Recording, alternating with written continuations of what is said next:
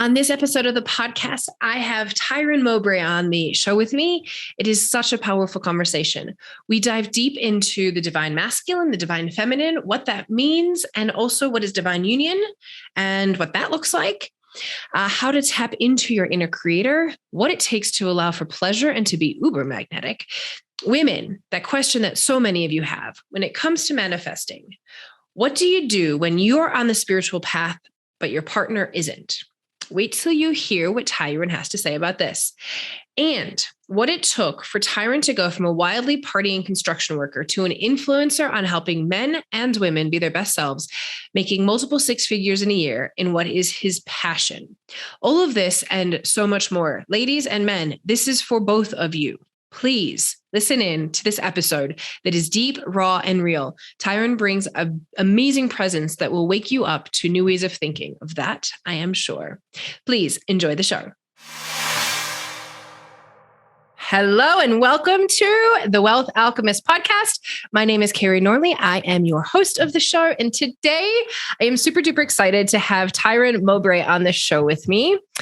He is a men's sex and health mentor, and he specifically works with men around masculinity, relationships, and sexuality.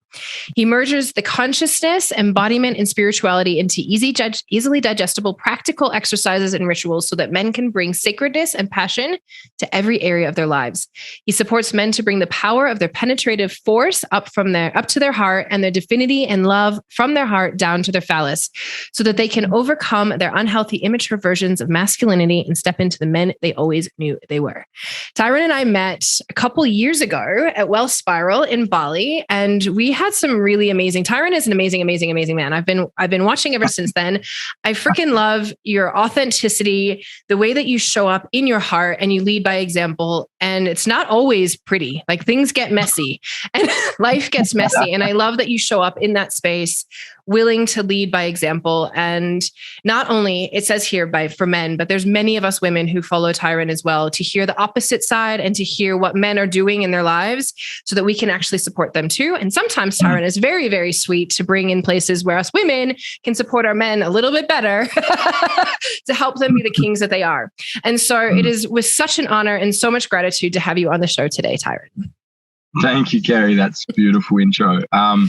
It's funny when you hear your bio written, spoken back to you, like, oh shit, yeah, I wrote that, didn't I? Like I forget. Wealth Spiral was a beautiful experience, and yeah, you're right. It's not. I think it's not always pretty. You know, like I, as a man, have had to get really comfortable with the parts of me that are not always strong, are not always direct and clear, and have clarity and grounded in my whatever. And the more authentically I've expressed that, for whatever reason, the bigger, the more impact I seem to make. It's really bizarre. It's, you know, like men are this and this and this and this. And the moment I let all that go and I started to express what was beneath all that for myself, all of a sudden my social media platform started to blow up. And, people go, how did you build a 50,000 following without any paid ads? I'm like, I don't know. I just made videos talking about the weird fucked up shit inside of my brain and inside of my heart.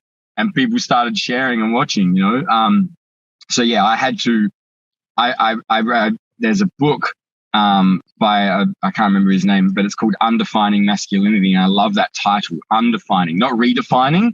We're not trying to redefine it because then we're just another definition for more people to not fit, but to undefine masculinity. And that is something that I really resonate with. And yeah, it's been amazing. Again, ups and downs and messy parts, but yeah, it's been a beautiful journey of learning and dissolving and creating. So yes, I think from the outside watching that, I will say that for me as a woman, watching a man to be able to, ladies, men, this man has cried in public places on social media forums.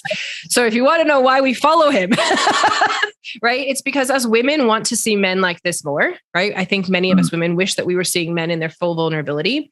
And so to see it is like, oh, this does exist. You can do this. We can see men break through the patriarchal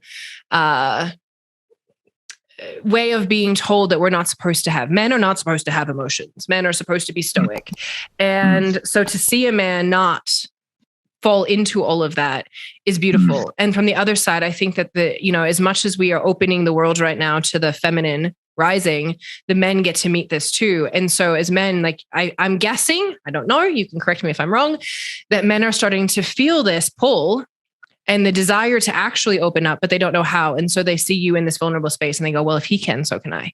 Even if they don't even know that they're saying that to themselves, at some level, that's like an opening to be like, that could feel good. Yeah. And I think, our society is very visual based. And so, in all honesty, I think having a man that has muscles and tattoos and looks the way I look, it also supports the process. I'm like, at school, I remember if it was the skinny nerd kid crying, you would make fun of him because he was a skinny nerd. And so of course he was feminine or gay or whatever, because we as a society, as a collective group, we categorize and we box people into categories based on how they fucking look, which is disgusting, but it's what we do.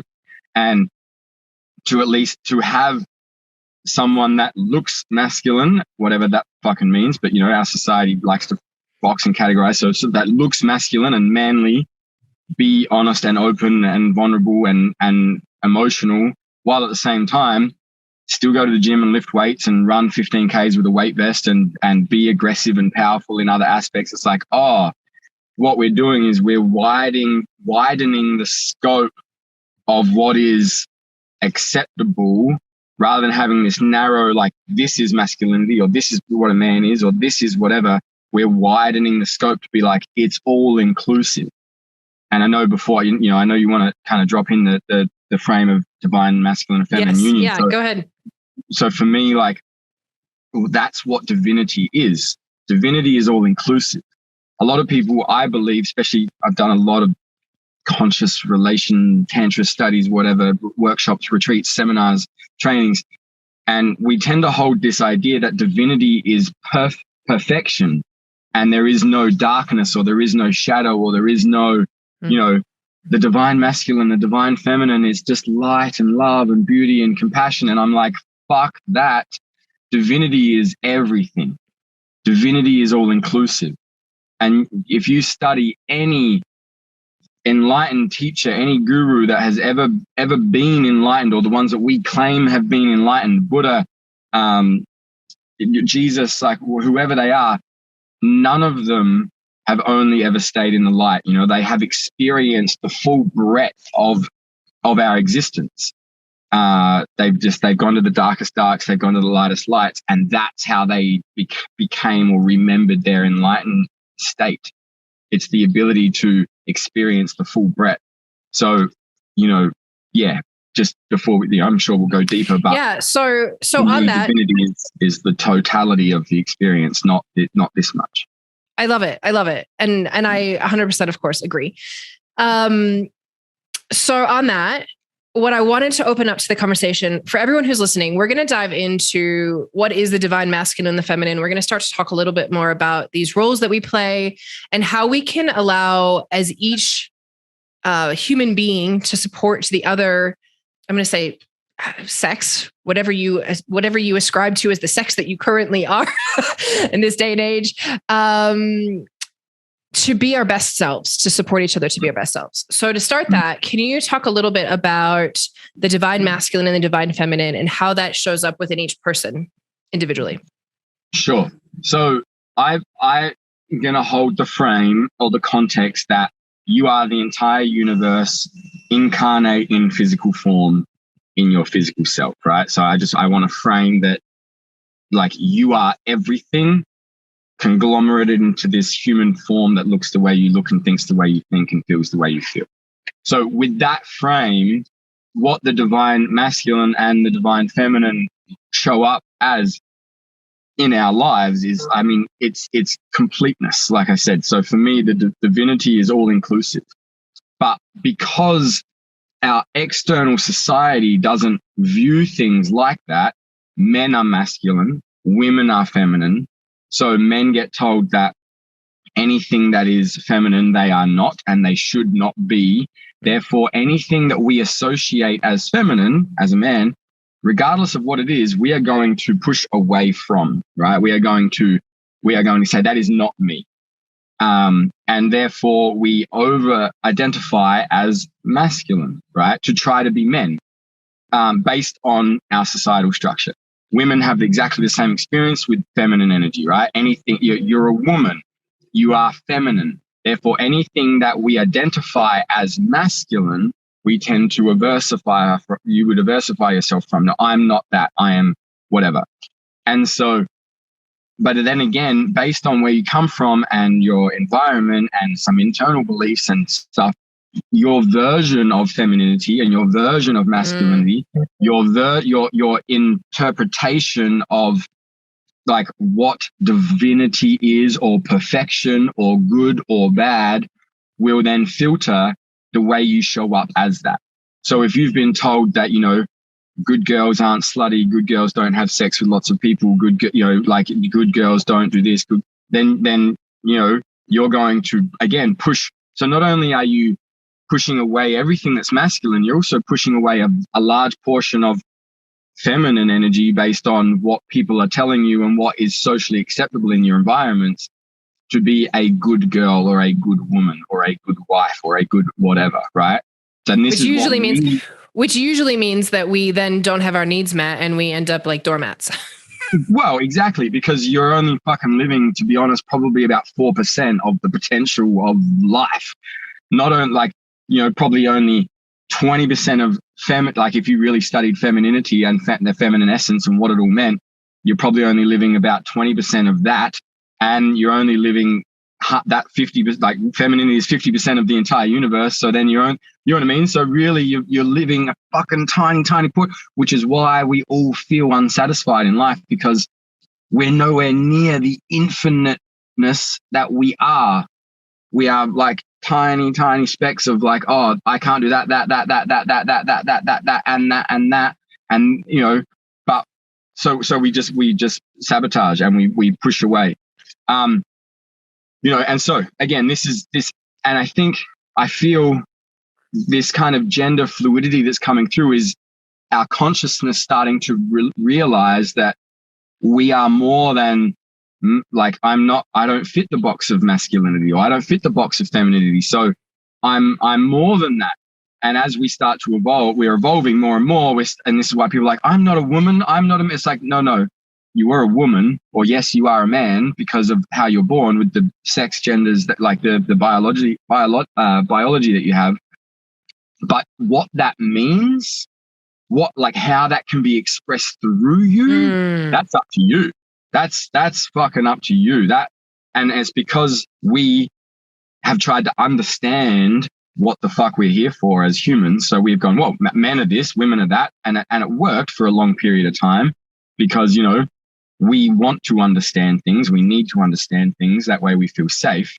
But all of a sudden, as our consciousness is evolving, we're realizing there is so much more to this experience of life, which is why the gender roles are becoming a little bit like, hang on, I don't have to do this. I can do this. Well, yeah, you can. But now women are earning as much money as men and doing this and blah, blah, blah. It's like, well, now the roles in the home life are no longer what they have been for thousands of years. Therefore, we're all starting to get a bit lost now because this is uncharted territory. Right. And we're starting to, it feels like, I've had many conversations with my husband about it, and there's still, stuff around it. I won't, and I don't know that there's ever not stuff, I'm going to say, right.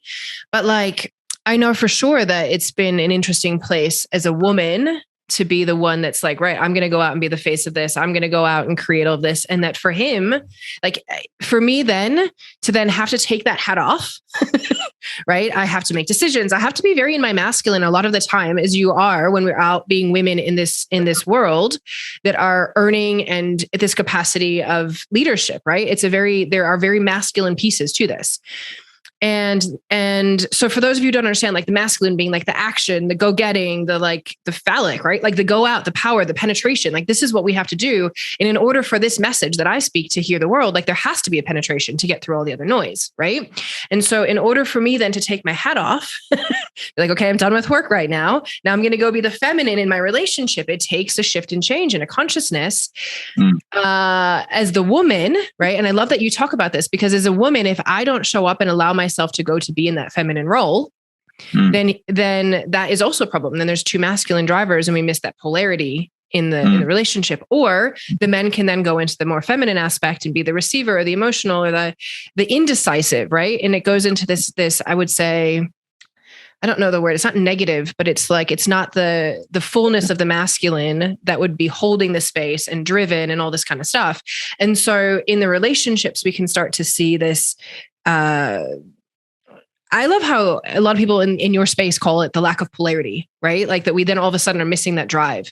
And so I've seen it for a while. I think it's a really interesting thing that we play out in society right now. And I don't know that there is an answer because women are being asked, right? Financially for a big way, but also because we're being told, we're being allowed to express ourselves in the fullest way in which we weren't before. And so, I don't know the answer to like how we play this, but it is an issue that we have to deal with right now. Yeah. And, I just want to, I guess, touch field on a few. It's funny, right? Like just hearing you talk about it as well from your experience and it's very true and it's very real. And also it's like, I can feel the way that you describe it. It's like, it's really disempowering for both people on some level. When I say really, I just mean it can be perceived disempowering to be like a woman earning money is masculine because it's taking the power away from the feminine because she's, do you know what I mean? So it's right, like, totally. We're kind of like, for a woman to earn money and be seen in the world, she's got to be in her masculine, which we call the feminine rising, but it's not, it's the masculine rising in women. Right. So it's like at what, and like you say, then like the man is the indecisive. Well, it even our language is like, the feminine is indecisive. It's like, that's right. I hear you. Like a disempowering word right, to say, and that's how indoctrinated we all are with what is masculine, what is feminine, which is why I feel there is such a confusion and also just such a like, we still deem the feminine weak, like as a collective society, right? Rather than empowering, rather than empowered for her radiance and what she does. And I have seen, and I do see quite a lot of women at the moment in my field and other fields that are like trying to really amplify business from a feminine perspective, right? Yeah, rather than like structure, business, drive, create, is of like, how do I radiate my message? How do I beautify my message and attract? Because that's the power of the feminine, is that she according to our understanding, she radiates and she's attractive. People think she's magnetic. Things come to her. She doesn't have to go and get them, which is, for me, it's not indecision, it's surrender. Like the beauty and the power of the feminine is her ability to surrender. And experience ecstatic pleasure in all things because she can surrender to what she's experiencing, and she can experience ecstasy in all emotion and all sensational feeling because she can surrender more and more and open herself up to receive what the universe has to give her. And I that's how I like to, I guess, identify masculine and feminine. The masculine is, like you say, a penetrative force, and the feminine is a receptive force. There is no such thing as breaking her boundaries. The divine, complete feminine, she can open and surrender to any and all things and transmute it all to love. And that's her superpower. That's how I like to categorize it, and that's not to say that, that for me, that's a crazy superpower to have, like a woman or a person that has the ability that nothing bad can ever happen to them because they can surrender and open to love in every experience. That's beyond our comprehension for most people. Like, think of some really challenging things in life. If you can open and remove your own, this is wrong, bad, no, push, resist. It's like, if you can just open and surrender to it, nothing bad can ever happen to you, no matter what it is. And that's phenomenally powerful, It's so true. I have to say that for me, over this last few months, as I've been going through this huge up-leveling in the work that I'm doing, in the space that I'm in and everything, the thing that I keep coming back to is love. Like, what would love do? How do I open my heart to this? And every time, like, and it's a feeling, I'm going to say this for me inside, like, it's a feeling like the stuff that comes that I'm ready to receive.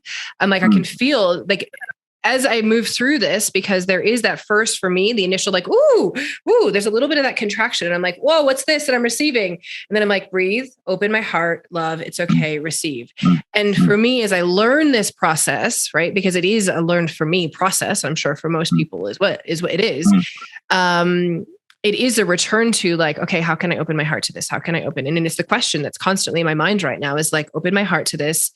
Where is the stuff that's like not wanting to open and like looking at that, like, ooh, that's a little scary. So why don't I want to open my heart to that? What is that scary thing? It's often not somebody else either, by the way, or anything else. It's me.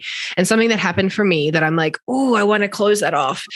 That's scary because this thing happened in the past and this thing, you know, and it's really powerful. And I think someone who we both know, Kezia, one of the things that she talks about is, she's on here too, by the way, for anyone who wants to go listen. Kezia Lee is on here, and we talk about pleasure as well in this, in our interview. But she talks a lot about how as she's been up leveling right now, it's just like, how can I love more? And the more love I have, the more money I make, which I want to talk about as well, is like that all of this opens us up to love and money. And that's not that they are intertwined, I guess, in some ways. It's not like with one, you can't have the other without, you know, but when we have both, it's so powerful. And one of the things, actually, I'll lead this into here, because one of the things I learned that was so empowering for me with you and Kylie Ryan when we were at Wealth Spiral, when we were there, if I could explain Wealth Spiral in about three words, it's tantric business retreat. we did a lot of tantric stuff in that retreat, right? And one of the things that we really definitely worked on our sexual, sensual energy and our flow. And one of the things that you both kind of challenged me to in that was like shifting my mind around it being that it's our life force currency, our life currency. Our you know, and this energy that flows from us, from within us. For so long, you even said it, like so many women have been shamed into you're slut if you have sexual desires, you're a terrible person for, God forbid, letting your pussy be wet. Like all of these things that we've been told as women are terrible, terrible things. Like we're psychotic for actually having pleasure and desire. Like these are the things that in history we've been told. So it's no wonder when it comes to this and we go, okay, now in order to unlock the biggest, most amazing force that a woman has in her life, which is her womb, which is her creation, which is her sexual pleasure, her desire, like it's no wonder we have a lot of problems around doing that as women, right? Yeah. And yet it was seriously one of the most impactful things in my life. And still to this day, when I'm feeling like contracted or like, oh, I don't know, or like things are getting confusing or whatever, like the first thing I'll do, breathe right into my womb. Okay. Where's that pleasure center? Where's this life force energy? Am I even running it? Is it here? Like, did I totally abandon myself in this? Oh, wait, it's here. Okay. Turn it back on, turn it back on, turn it back on. So I'd love for you to talk a little bit more about what that is, how we can turn ourselves on like that. And what that means for you, like this life force energy, this currency, because that to me is like this, it's kind of exactly what you're talking about in that, like we have, especially, well, both sexes have this power to open up to everything to receive through this energy. Yeah. So let's take it back a step rather than get too esoteric with it. Take it back a step so it's really digestible for everyone listening. When a man and woman come together and have sex biologically in the physical realm, you have the potential to create human life. Like that's something that we all know, right? Now, just take a moment and think that we still, with all the knowledge we have, we still don't understand the fucking science behind how that works. Like we know the sperm penetrates the egg and then we know there's fertilization, but then all of a sudden we have human life and it grows and then consciousness and then, you know, like that's how magic we are as humans. We are so magical. It's fucking mind-blowing, really, when you actually think about it. Like when you go down, you zoom in enough, this tiny little thing that you need a microscope to see, right? These two things, an egg and a fucking sperm, which you can't see with your natural eye. When the sperm penetrates the egg and the egg gets fertilized, From that, you and I and me and everyone on the planet was created. And from that, we created the reality we have of like fucking spaceships that go to outer space and harvesting power from the sun, and like just that is fucking magic. And so think about, if you're not going to have sex to create a baby, what are you doing with that amount of magic? And so, you know, that context, that frame, now we take a step back and go, that's why our erotic bodies, that's why our sensual bodies, that's why our, you know, ability to tune into our sensual, erotic, sexual selves is a superpower to have. That's why we have, like, that's why, you know, Kezia, Victoria Redbard, Lily Lux, myself, you know, like a bunch of people out there, Dane to some extent, we all work with sexual current and sexual life force. Because think about how many times you've masturbated, I've masturbated, we've come or whatever, like, you know, in our lives, and then times that by 8 billion people on the planet. Think about how much life force, I'm not going to say is wasted, but is used as an override to not feel, or to, you know, suppress a thing, or to not make life. And so, you know, when that energy is channeled into something, or at least percolated and cultivated, it gives us so much potential. And so, you know, so zooming in just to give you some framework of like, that's why it's the most potent energy that we can work with. And a woman's womb holds a baby for 9 months and cultivates life and lets it grow. That's why it's a magic sacred space, and that's why it's beautiful. A man's phallus, like, you know, and his testicles culminate semen and penetrate the yoni, and then the semen penetrates the egg. That's why masculine essence is a penetrative force, right? It moves forward. And without that sacred seed, nothing happens. So again, like this divine union of masculine and feminine essence, the ability to penetrate and the ability to hold and surrender and nurture, creates life. So if you're not creating babies, what are you creating? So when you start to dance this inside of yourself, the ability to penetrate and the ability to surrender, yes, I'm sorry, as men, you're not going to be able to breastfeed or hold a baby inside your body. That's not going to happen. You don't have a womb. You don't have the same milk ducts in your tits. It's not going to happen. Ladies, you don't have a penis. You don't cultivate semen. Like you're not going to be able to show up. You don't have the same muscle structure. Most women, it's like it doesn't work the same. So, but that energetically speaking, you can practice surrender and you can practice penetrating. So when you learn to listen and feel and then move forward in the direction you want, and then stop moving forward and surrender and let go and receive, you are dancing this dance inside of yourself. And that's when you start to create magic for your own life. That's when you have abundance. You know, I'm listening to a couple of entrepreneurs right now and how they built multiple 7-figure businesses. And every single entrepreneur you listen to, especially the men, talk about getting gassed out, anxious, depressed, because they hustle and grind. And then it hits a certain point where you can't keep penetrating. You can't keep hustling and grinding. You're actually grinding yourself into dust. You need the ability to surrender and let go. In order to do that, you need systems and structures. If you want to scale your business, you need systems and structures. So again, this is the dance inside of oneself of like, how do I create a system? How do I create a structure? How do I create safety so that I feel safe enough to surrender and receive? So this happens inside with my life, with my schedule, with my workout routine, with my self-pleasure practice, with my nutrition. It also happens in relationship with a partner. If you and I are in a relationship, how do I create safety and structure inside the relationship so that you can surrender, and vice versa?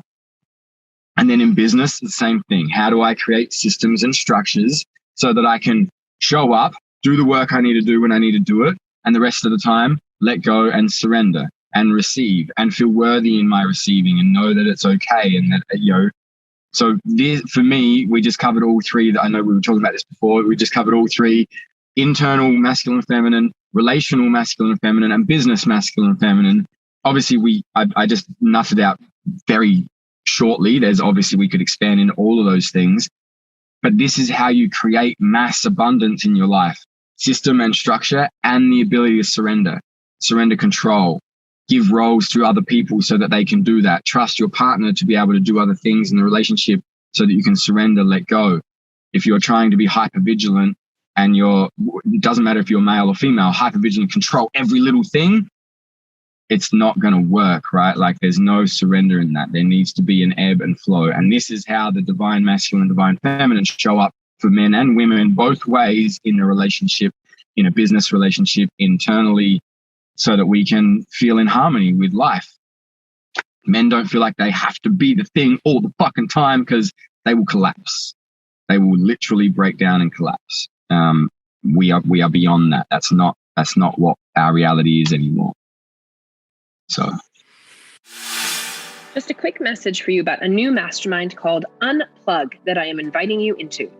There is an amazing buzz around the crypto space, and with that comes a whole new language and an education to be able to take advantage of early adoption as we move into this amazing space. So many people think that you have missed this early stage, but we are still there, and you still most definitely have time to get in and dive deep. This is why I created Unplug. I know many of you want to learn to take the cash you are making and get it working for you so that you can create another form of income and eventually financial freedom. I also know that there are many of you out there that realize the financial system is corrupt and not designed for us, and you want a way out. The crypto space is amazing and also a learning curve. If you don't know what you're doing, you can run into all kinds of mishaps that will lose you money. So if you want to accelerate your wealth creation and learn how to decentralize yourself and your biz so that you can become sovereign, Unplug is for you. I will show you how to get returns that range anywhere from 5% up to, I had 61% compounding interest in one of my accounts just a few weeks ago. This is not always available, but it definitely exists.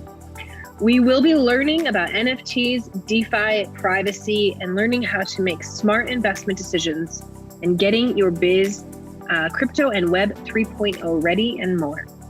There are so many amazing people already signed up and getting moving, and the caliber of people coming into this space is amazing. Not just the participants, but also the guests I have lined up. It's not just about me. This is a mastermind where everyone will learn and grow in this new space together. If you are ready to leap into the new wealth and break free of the banking system, this is for you. Please message me on Facebook or Insta for more details. Our first call begins on the 26th of January. If you are hearing this message after that, please do still reach out and let's see how I can support you to get into the crypto space. And now back to the show. That was beautiful. Thank you. So on that, actually, I'd love to hear what you have to say around how, as women, we can support our men to be the kings that they are, so they don't collapse, so that we can get I'm going to say, I don't even like to use the words, but I'm going to say this, like, to get the best out of, for them, right? Like, so that we can all be in our best selves. I think that's a good way to say this, right? Sure. And supportive and loving of each other. Sure. So, I mean, I hold the belief that the feminine essence wants to be loved in her chaos and her wildness, because that's usually the thing that has been suppressed the most in feminine, right? So this is not man and woman. This is feminine and masculine. Okay. So usually the most suppressed part of the feminine is the wild, chaotic part. That's why witches were burned at the stake. Their sexuality, their erotic nature, their chaos, their fun, their passion, their emotions was the thing that was pushed down. Because it was not controllable, right? It was fucking uncontrollable. So the feminine essence wants to be loved in her wild, passionate, chaotic sensuality. The masculine, who has always been told he needs to be strong and powerful and penetrative and hold space, he wants to be loved in his softness. He wants to be loved in his brokenness. He wants to be loved in the part of himself that doesn't feel worthy. And so if every relationship is individual, and I can't tell you do this for men and it will work for every single man on the planet. But energetically, if a man has always been strong, I've worked with some of the hardest people I've ever met, like special forces soldiers and, high level CEOs and, people that have hustled and grind and been the thing and done the thing and held the space and done everything. And they get to the point where they just break and they say, I'm sick of being strong. Like they want to surrender as well. And they don't feel like they can in their relationship because they're constantly told that they need to hold the fort, be stable, do this, do that. So I believe that, yes, the feminine wants to be loved in her chaos and the masculine wants to be loved in his softness and his tenderness. And doesn't mean he will stay there. It doesn't mean she will stay there, but that will usually crack through to what is beneath, right? So if I'm a man and I have insecurity around achieving a thing, the ability to break through my fears of what that thing is. So, for example, I want to be a multi-million-dollar entrepreneur, but my whole life experience tells me that I'm nothing and no one. I'm a bricklayer from Gawler, and I'm just, I'm a nobody, and blah blah blah. And my life experience is telling me that, but there's something inside of me that's like, no, there's something else. Every time I hit resistance and I feel shit, for a woman to be able to love me in my softness and at the same time stoke that fire of like worthiness, I will break through my layers of resistance and I will find that fire and I will become more passionate, more devoted than ever before. Why? Because I was able to break and I wasn't shamed for breaking. And if anything, I was then supported and encouraged to keep following my dreams. So why the fuck would I want to go anywhere else in my life if I have someone there that loves me in my brokenness and then supports me to see things differently and drive more success? And vice versa, if a woman has been told she's too much and too wild or whatever, and a man can sit there and hold while she goes off the Richter and gets absolutely fucking chaotic and does all these things, and he just sits there and he's like, I still fucking love you. I love everything about you. Then that's going to crack her to the vulnerability, because what's beneath the chaos is a tender little girl that just wants to be loved, right? We all have this little inner child that just wants to be loved and told that they're worthy. And most of the time in relationship, when something's amiss, when something's active, it's something inside of us that is asking to be loved. And, so again, your relationship dynamic might be different, right? Maybe you hold the masculine, as a woman, you hold the masculine energy in your relationship. Therefore, you either need to support your man to be more masculine and you need to practice surrendering, or maybe his feminine is the one that needs to come out and be a little bit wild and chaotic and like, again, every relationship is slightly different. I can't tell you exactly what's going to work, but if you hold the perspective that we all have masculine and feminine, and then identifying what polarity is the typical one in your relationship, then you can kind of start to work with, all right, what do I need to work on in here, and start some conversations with your partner. Okay, so if we have men who are still stuck in, I can't show these emotions, even though, as you've just said, like, I know every man wants to, like, it's not like underneath all of it, like there is a desire, right? So if we have men that are still stuck in this, patriarchal, I have to be emotionless, even if we are supporting them to be like, hey, I'd love to see this in you. What's the next step for a relationship like that? Well, firstly, I want to say I don't necessarily agree that it's only patriarchal, because yes, I will say that, unhealthy masculine essence has dominated the planet for a vast majority of years. I will agree to that. But we have let it happen, right? Like, yes.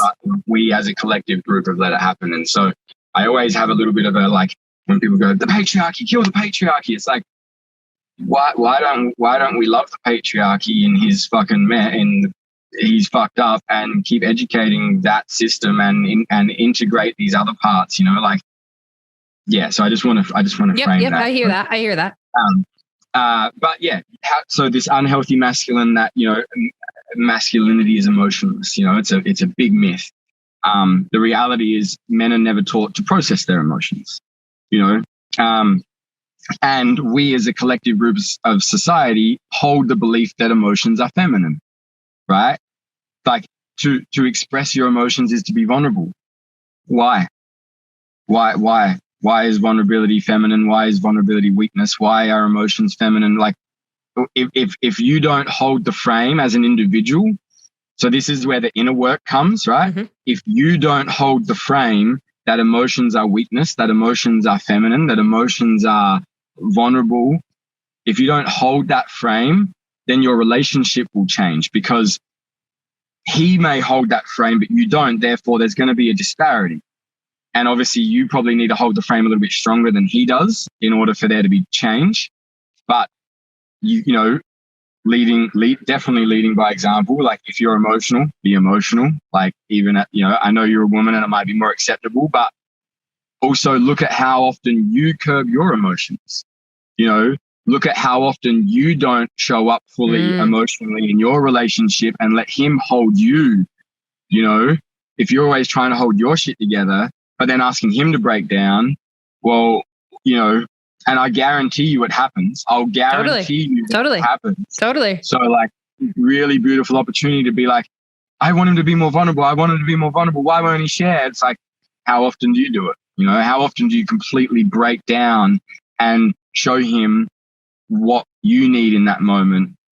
Because I guarantee you start doing that a little bit and he's going to be like, fuck. It can happen the other way where he'd be like, oh, now I have to be more masculine. It could potentially do that. But I don't believe so. I do believe that if you are in an intimate relationship with another and you are showing up honestly and courageously with your emotions, you are opening a field of permission for both parties to do that. That being said, some very practical guides. Guide a man into his body, okay? When men start to feel in their body and they're told that emotions they're not allowed to feel or whatever, so what they do is they go up into their brain, they retreat, and they start to try to analyze everything so that they can make sense of what is happening, so that they can sort it out and come back in a grounded way.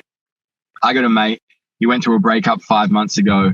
He was, you know, obviously distraught. 10 years they were together, very blindsided by it. And the whole time, you know, I was there as much as I could, obviously with COVID and lockdowns and stuff. He was like, you know, I just need to go have a think. I was like, no, you don't need to go and think. You're already thinking enough. You need to go and feel. You need to, and you know, so there were many times when we were together and I would try to guide him. It's like, well, what's happening in your heart? I'm just, you know, and his whole body would physically contract when I asked that question. What's happening in your belly? You know? And so as a woman, practically speaking, if you want to help guide a man into his emotions, help him feel safe in his body, because he doesn't. He doesn't feel safe in his body. He doesn't feel safe in his emotional expression. So anything that you can do to help guide him into his body. And so just ask him, hey, what are you feeling right now? And if he contracts and like, you know, like be gentle, be delicate with it. Don't say, what's wrong? What's wrong? What's wrong? What's wrong? That's not going to work. Okay. You're being hyper masculine and penetrative, and he's going to be contracting and closing. It's not going to work. He will retaliate with anger, frustration, you know, bitterness. But hold a space of love and be like, what are you experiencing in your body right now? What does that feel like? What's, you know, I'm feeling, okay. Can you let that out? No. Why not? What are you afraid of? What's the, you know, so being able to guide, and this is what I do with my embodied entrepreneur and my embodied man mentorships. It's like guiding men into their body to showcase the emotion, because the emotion is teaching them something about their current state. And actually, if they harness that emotion, they will find passion like they've never fucking experienced before. And it opens up more life force. It opens up more life force so they can have more pleasure, more fun, more ecstasy, more everything. I love it. Such beautiful insights. Thank you. Okay. So on the opposite, well, it's not, I don't know if it's the opposite. The other question that I had, because this is another question I get from a lot of women. A lot of women have this question. I know you hear it as well. It's like women who are on the path, right? Women who are on the path and doing the things and in this conscious work and doing the personal development, all this stuff. And they're like, but my man's not. So how do I, and I get the question, like often it's like, well, can I even manifest? I'm like, of course you can manifest. You don't need a man to manifest in your life. And then the next piece is, well, okay, so now I'm in coupledom and I want to go forward in this way, but he's not with me to go do these exercises, blah, blah, blah, blah, blah, blah, blah, right? I know you've heard these things.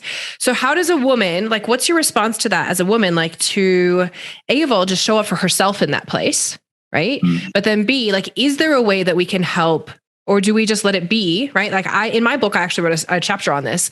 And for me, it was just like, go do you, woman, right? Like ultimately it's like that. I mean, that's my response is like, we have to just go be the best that we can be and create the dreams that we desire. And he'll either come or he won't, right? Like he'll either come along for the ride or he won't. And that was kind of like what I started to write about, but I'd love to hear like from your perspective, where you see this. Yeah, look, I think we hold too much expectation on that our partner needs to love everything that we do and be there for everything that we do and have, we need to have the same hobbies and the same. It's like, fucking, what are you expecting from your relationship? Like this falsified image of perfection of you and your partner that do everything together and have the best relationship and communication is perfect and there's never any arguments. And it's like, okay, you might get there when you're 55 or 60 after 35 years together. Do you understand how fucking complicated a human is and their psyche and their beliefs and their ingrained and like all the shit they've been through? And it's like, that requires work. And that work is not always done in workshops and it's not always done on retreats. And sometimes that work is done at home, just you and him or her, and sitting there and going through the shit of like, everything in me wants to fucking run away right now. And I fucking hate your face. And this is not fun. And I don't want to be here. And having the ability to be able to sit through that or sit in that and communicate those things and be met. And it's like, that is deeper than any work you'll do at some bloody retreat on tantra or sexuality or communication skills, right? Like how many relationships succeeded before we started doing these retreats and these practices on meditation? Like so many work. Were they all completely healthy? No. All right. I'm not going to say they were perfect relationships, but learning to accept the person as they are, that is how relationships are won, not trying to change the person you're in relationship with to suit some model of perfection in your relationship that you want. Now, that being said, yes, there does need to be some common ground that you guys meet on, right? If there is no common ground in your relationship, yeah, you're in for a rocky ride. Yeah, like you're in for a rocky ride.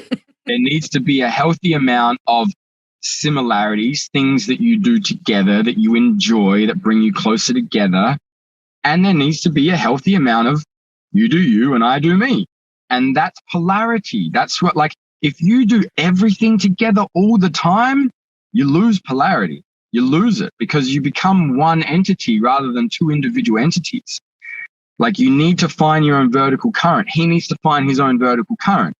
Now, if he doesn't want to come and do your spiritual, yogic, tantric business programs that you do, I would really encourage, like if you encourage him to do the things he wants, and that might be going to the pub every Friday to drink with his mates.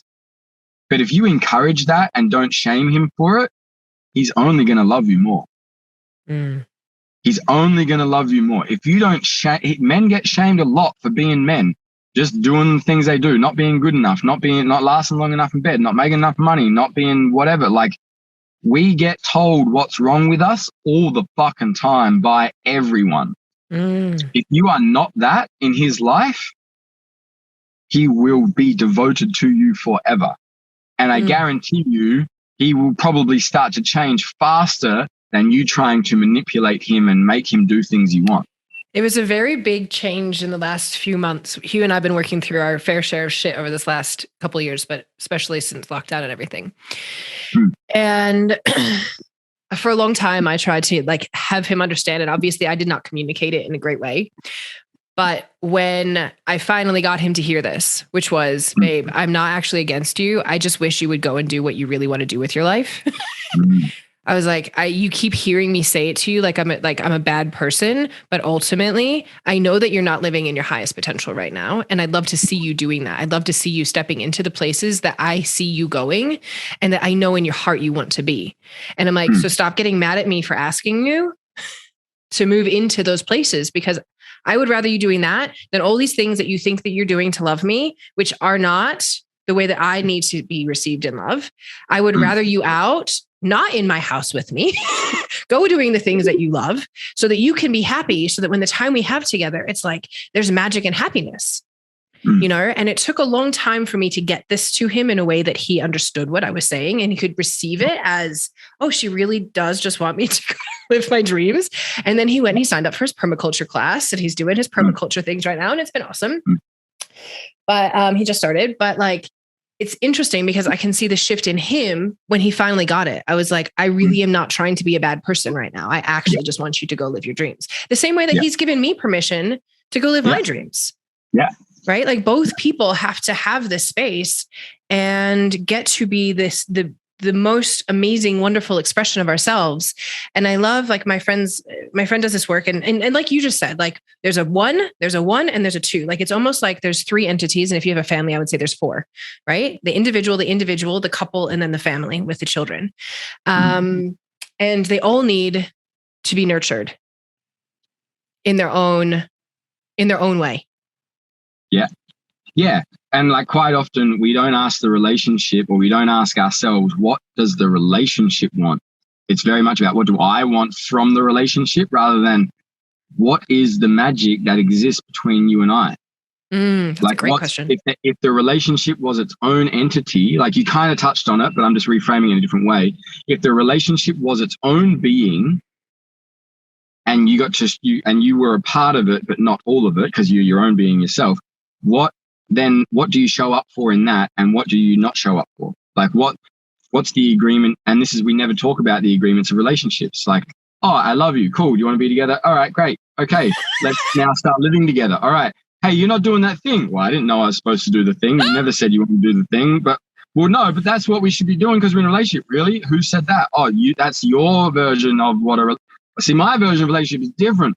We never talk about the relationship. So true. So true. So we bring all these expectations on, like, you should do this. Why? Well, because that's what my last partner did. Well, I'm not your last partner. Otherwise you'd be with them, you know, like, well, my mum and dad do this. Great. I'm not your mum and dad either. Like, I'm me. And if you want to be in a relationship with me, then maybe we should have a conversation of like what that relationship looks like and what our expectations are. You know, and what do we want from it? What do you want from the relationship? What are you hoping this relationship will bring you? And then can that person meet me in that? And can I meet them in their desire for that? We don't talk about any of that stuff. We get swept up in our emotions of love, which, don't get me wrong, I've done hundreds of times and I love it and it's amazing. But let's bring a little bit of consciousness of like, okay, what do I want from a relationship? How do I want my relationship to support me as an individual? And I think this is really important. And then when you bring kids into it, we start to sacrifice everything for our children. And that's wrong. It's so wrong. And people are going to get really triggered when I say this. And the first time I heard it, I didn't agree either. And it took me a long time to actually understand this. You are the most important person in your life and you need to come first. If you are married and in a relationship with another, that then needs to come second in your life. And then your children need to come third. Why? Because if you give up on your relationship and you give up on yourself just for your children, you are going to be a miserable, resentful person, and your partner misses out and you miss out on life. And so what happens is your children start to grow up and they don't get the best of you and they don't get the best of the relationship that existed before they were there.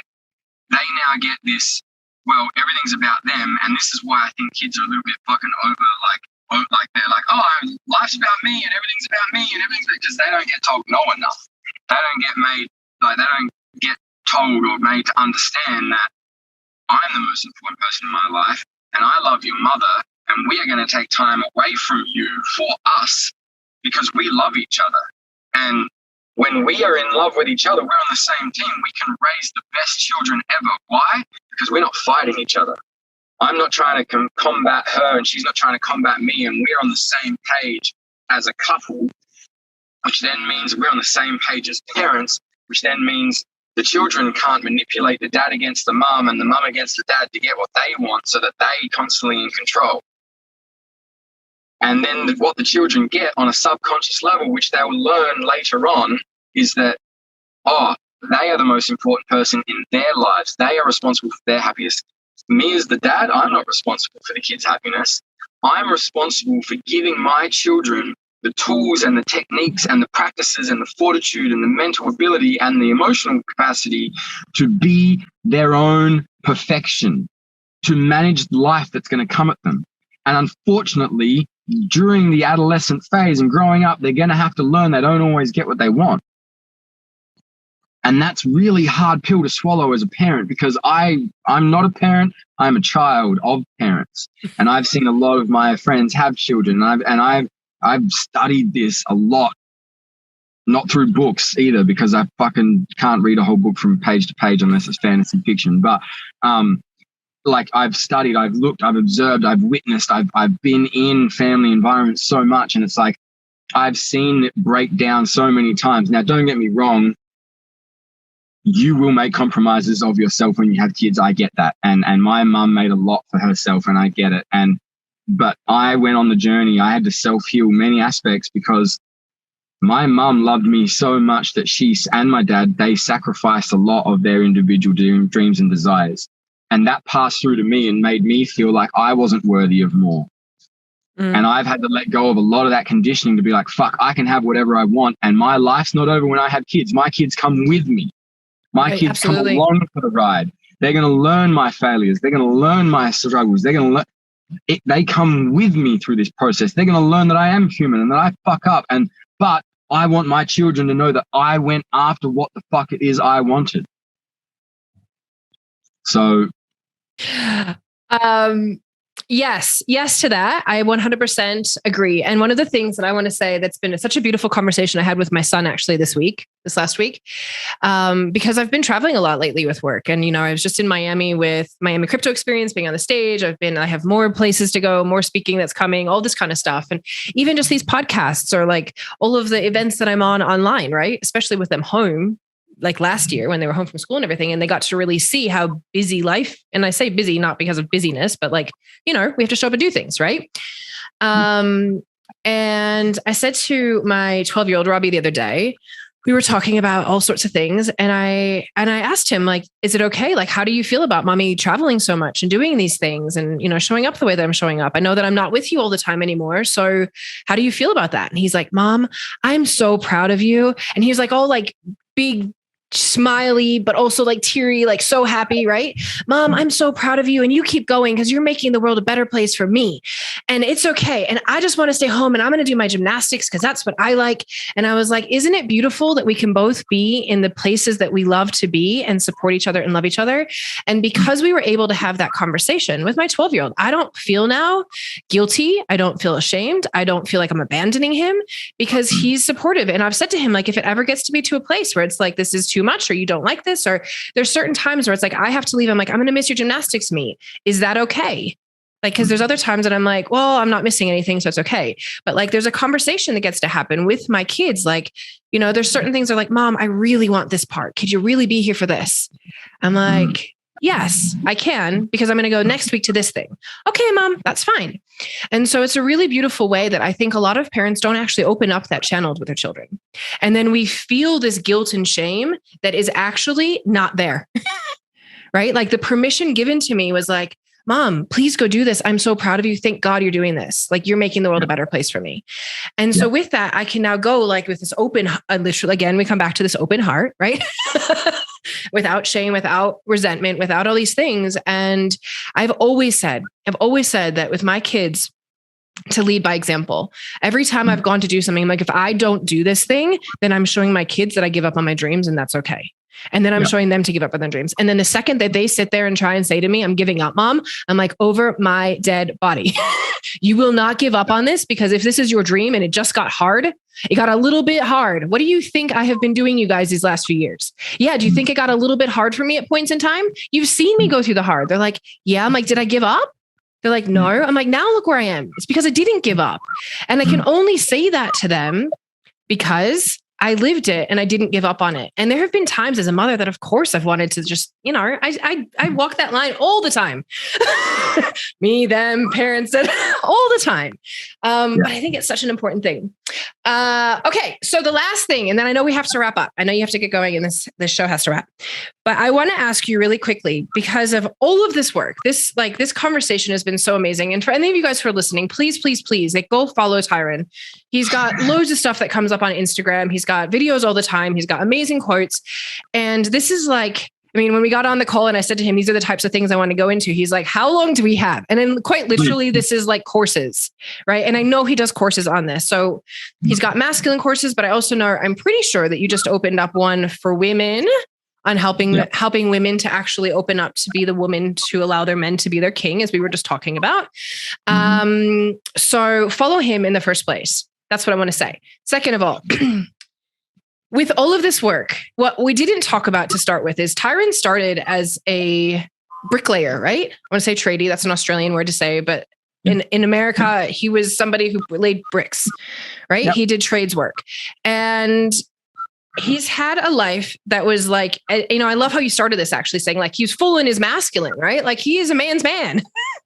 And from that place has completely transformed this, is still a man's man, but he's teaching this work. And I'd love to hear for you to share, like, how has that affected your life? So, I grew up being told what a man was, what a man should do, I got a job as a tradesman, or a bricklayer or a construction worker. And I did that for 4 years and, male dominated environment, like if my father wasn't hyper masculine enough, the construction industry definitely was, and I played Aussie rules football. So again, around, in the country, so male dominated environment, and I always sought approval from my male peers because, I wanted to feel loved and whole. And I got involved in drugs and alcohol and I started growing marijuana and I even got involved with some bikies and ultimately that destroyed my life. It led to a place of like, I lost my girlfriend, I lost my house, I lost everything. And I really didn't want to take responsibility for it for a while. Probably 2 years after all that happened, I was still blaming other people and, he said that and they said that and, blah, blah, blah. And it wasn't until I broke down, I had a mental and emotional breakdown of like, I hate the life that I am living. And I need to change. And that change is still happening. But yeah, it took a while, like I was fortunate enough. I was working out in the mines at that stage. I quit. I took a year off. I went traveling Europe and I didn't know what I was doing, but I knew I needed to change something. Otherwise I was going to die. And that death was either going to come through a very long labored alcohol drug thing that lasted 20, 30, 40 years. Or I was just going to do some stupid thing that got me killed, or I was going to get involved with the wrong people. That's the path I was heading down. And I didn't know what to do, but I booked a one-way ticket to Europe and I started. And I'm very good at that. That's one of my gifts is like, I don't know what I'm doing, but let's jump in the deep end with concrete shoes on and let's try to swim. That's what I've done. Fast forward to today, I'm an online entrepreneur. I coach men around masculinity, sexuality, and relationships. I have a social media following of about 50,000 with Facebook and Instagram together. I comfortably earn more than 6 figures a year working compared to what I'm used to. Nothing, right? Like I still struggle with the idea that I get paid the money I get paid to work as little as I think I do. Now, that's a lie. I fucking never stop working, but my version of work is like on the construction site. Yeah. So for me, I'm like, I go for 10-kilometer runs most days because I need to move my body more, like being in front of a screen and typing and working and creative. I'm still working that muscle. I'm still getting better at it, and I've had a lot of trouble being able to receive that, like my value, my personal value, my personal worth value was $40 an hour, $50 an hour. You know, it was like $60 an hour. When I got paid $80 an hour as a construction worker or whatever, it was like, shit, yeah, you know. And what did I do? I'd go and blow it. You know, like I'd get paid $4,000 for the week or whatever because we had some epic job and we got it all done. And we'd go buy a fucking 8-ball of Coke and go to the pub, and like I'd blow half of it in a night. You know, that was where I was at. And now to run group programs, change men's lives, obviously still dealing with aspects of people, you know, affordability and charging and whatever, but realizing and while it's somewhat to do with my self-worth, it's also like other people's worth. You know, like we all have some worthiness issues. And, you know, I'm currently working with a dude who earns £1 million a month, right? Like he runs a fitness business. He earns £1 million a month. And so when I was like, this is what I charge, he's like, oh yeah, no worries, done. You know, like it didn't batter an eyelid, you know? And actually it's like, well, I'm noticing more and more of like the knowledge and wisdom that I have from everything that I've done. It doesn't fit a category. It's for everyone, but that doesn't mean that people value it the same. You know, people value things differently based on their perception of wealth and worth. And I have found it really hard to stay clear for the vision because I've always believed you have to work hard for everything that you've got. Mm-hmm. Now, what that means, that started to change.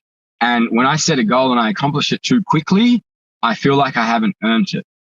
And so I've had to do a lot of work aside from like healing my own traumas and understanding this and blah, blah, blah. I've had to do a lot of work on my feminine ability to surrender and receive. You know, like, can I receive this amount of money for this amount of work?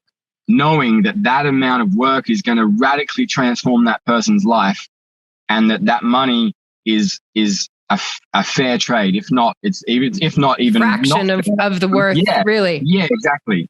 So I've had to shift my value of time for money or hours for money as opposed to quality of product. And that's probably been the biggest shift for me and the hardest thing to kind of incorporate. But also then releasing a lot of like what I need in order to feel happy is like, well, now what do I do? Like, do I really still want the $3 million house on the ocean? I'm like, well, I mean, I do, and I don't need it to be happy. So there's also this, like, you do the deep inner work and all of a sudden the goals change, you know, like I'm no longer motivated by trying to get love. I'm now motivated by trying to give love. And because I think that's where everyone moves from. Everyone moves from there. I'm either full of love and giving it, or I'm not full of love and I'm trying to get it. And that's for me the two-way people. Everything is an act of love or a call for more love. And I've realized that my job is to fill my own cup so that I'm constantly acting from love. And that's where abundance comes from. And you were talking about opening your heart earlier on. Like, that's what it is for me. It's like I've had to understand that me getting up at 5 a.m., doing 30 minutes of yoga and going for a beach run for an hour and a half and then having a smoothie and a breakfast at the cafe, that's me filling my cup so that I can show up in whatever container I'm in and whatever interview, whatever video, whatever, and just be the love that I am, because that's what people are paying for. Right. So I've realized everything in my life is on the mission. Like, my mission is to be me, and that's what I get paid for, and that's what people are attracted to. And at the same time, you know, you do need some systems and structures to be able to deliver the wisdom and the knowledge and the whatever to help people feel safe in that. I was going to ask. Okay, so my last thing around this is like, because what I'm actually hearing is that you've moved from a life that was seemingly, I'm going to say, quote unquote, like great, right? You had the money, you had women, you partied, you had a great life, right? Like, you weren't complaining about your life at that point until the point, and I think this is true for a lot of people. And I think if you're here, like, congratulate yourself, until the point that you wake up one day and you realize that all the things that you thought made you happy is actually like you're miserable, right? I was 25. I had a missus, 2 dogs. We renovated a house. I had 2 homes. I was like, now what? I'm 25. I've one life. Now what? Right. And now you're in this place where, I'm going to say there's multiple beautiful women in your life. Sometimes, right? Not always. Right? And you've got all this beautiful love in your world that is full from all the people, whether it's in an intimate relationship or friendships, right? Like you have these beautiful, beautiful people who are surrounding you in your life that fill your cup and you get to fill their cup. You have this job, quote unquote, right? That you absolutely love. Even if sometimes, I know as entrepreneurs, like we were saying before, I know even if sometimes we can all get a little bit bored of what we do and like, what am I doing in here? And is this the right thing? But at the same time, it's like in our heart, we're like, oh my God, I love this thing. And you have abundance everywhere, right? So would you say that the bridge, right? This coming into this real divine masculine and understanding your own divine union has been I want to say almost like that linchpin, like a huge part of this bridge?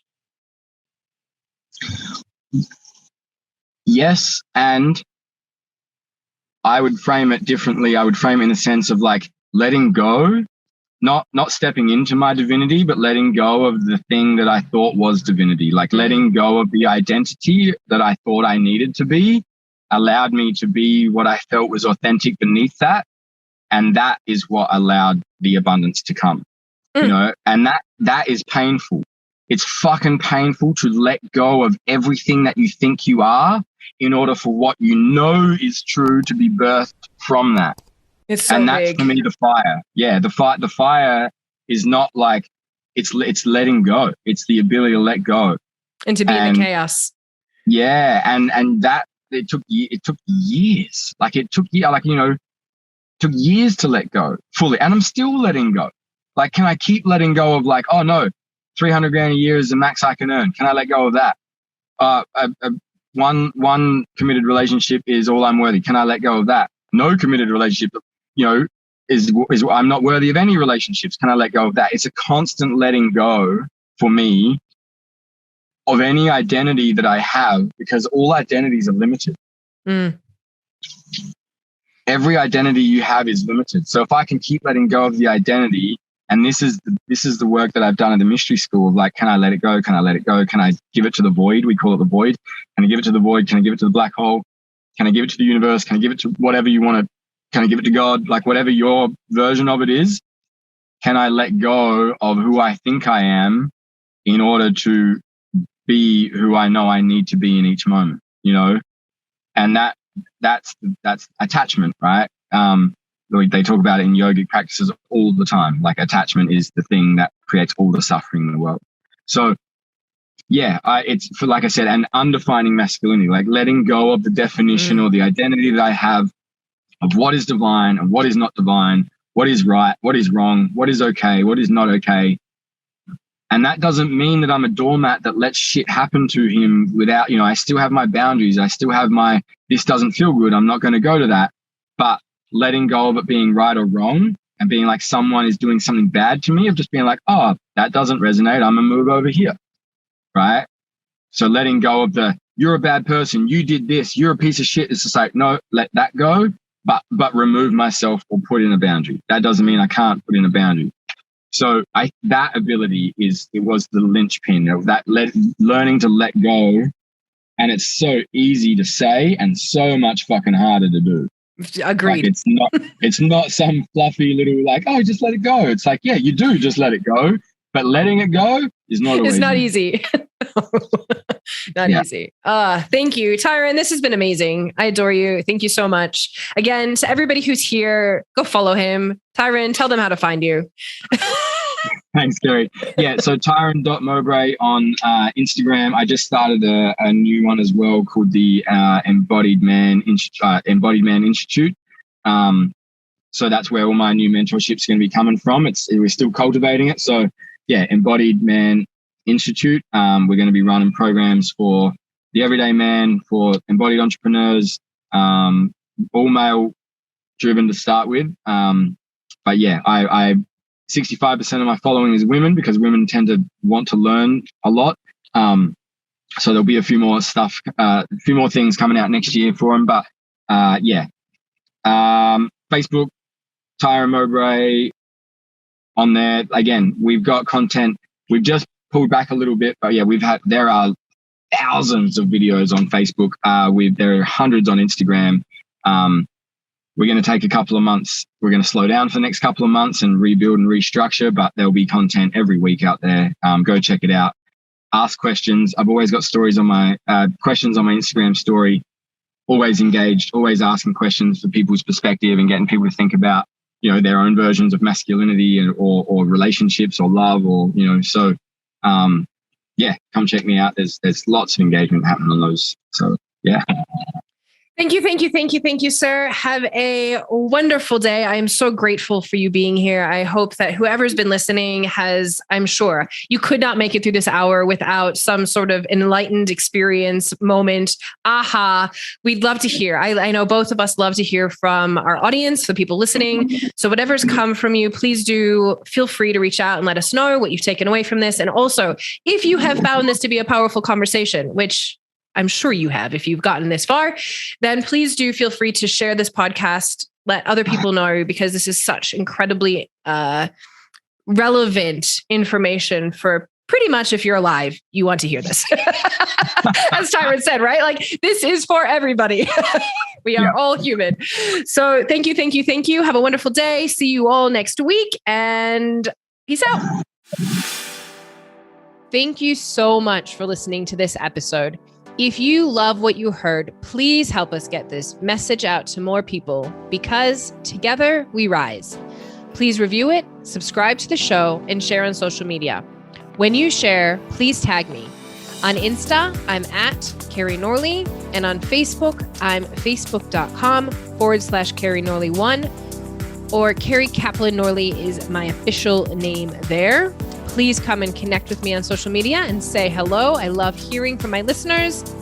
And thank you so much for your support. I'm so excited to help you bring in the new wealth.